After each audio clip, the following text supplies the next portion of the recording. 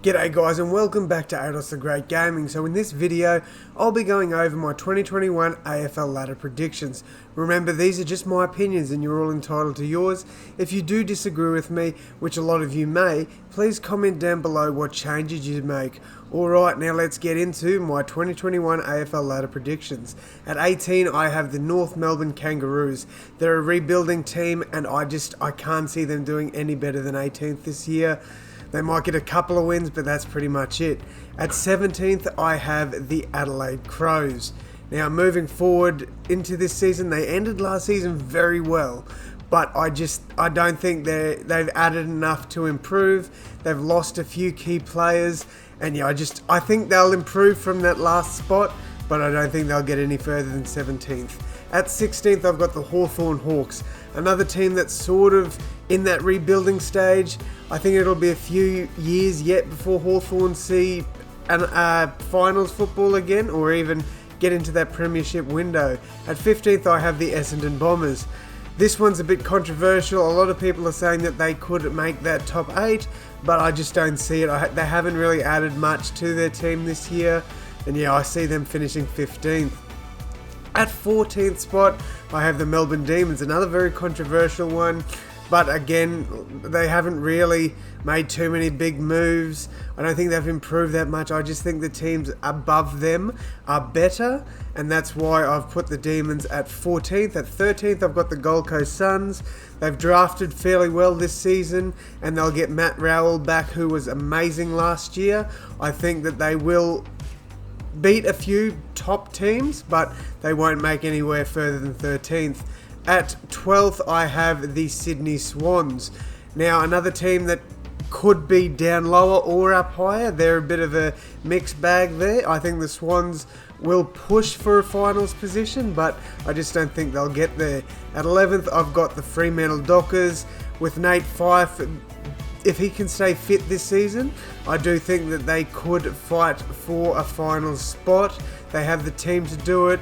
I think that's a big if. At 10th, I have the Western Bulldogs, another controversial one. They recruited fairly well with the draft period, but I just think the teams above them are going to be slightly better going into this season. At 9th, I have the Carlton Blues. They shocked a lot of people last year, and I do think they've got the pieces to improve this season.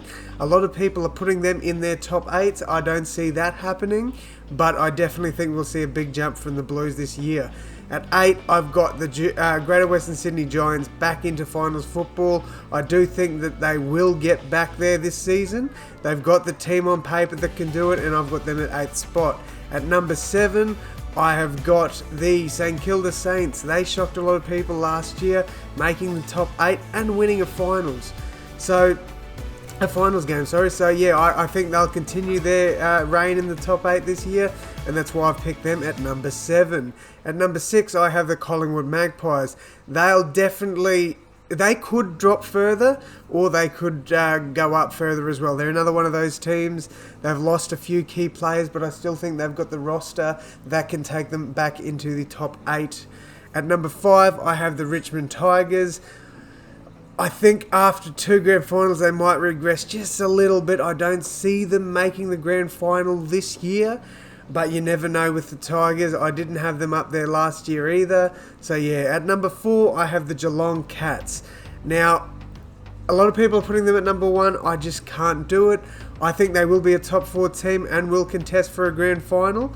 But yeah, no further for me. At number 3, I have, and could be a little bit biased, the West Coast Eagles. So at first, I had them at 4th and Geelong at 3rd. But I do think the Eagles can get back up into that top 3 with Tim Kelly playing a full season and knowing the rotation and team basically. At number 2, I have the Port Adelaide Power. I think they'll still be up there. They're going to be a threat this year once again, and that's why I have them up at number 2. At number 1, I have the Brisbane Lions. Now, why do I think the Lions will be up there again? I just think that they've got the team. They've got, they've done really well over these last few years. They've kept a very similar team together. Signing Joe Danaher as well is a huge pickup for the Lions, I've got them at number 1. My Brownlow Medal prediction is Patrick Cripps from the Carlton Blues. I just think if they do finish around 9th, 8th spot, I think Cripsy will get the Brownlow Medal. Alright guys, the next tip for me is the grand final prediction. I've got the Brisbane Lions to beat Geelong Cats 107-96. The Norm Smith medal will be Lockie Neal, and obviously the 2021 Premiers Brisbane Lions. So yeah, that's pretty much it for me there, guys. I do think these predictions will get a bit of flack in the comments, but thank you all for watching. I hope you've enjoyed this one. Please like the video, subscribe, and comment your predictions down below. I'll have the NRL 2021 ladder prediction ready to go next week. Alright guys, thank you all so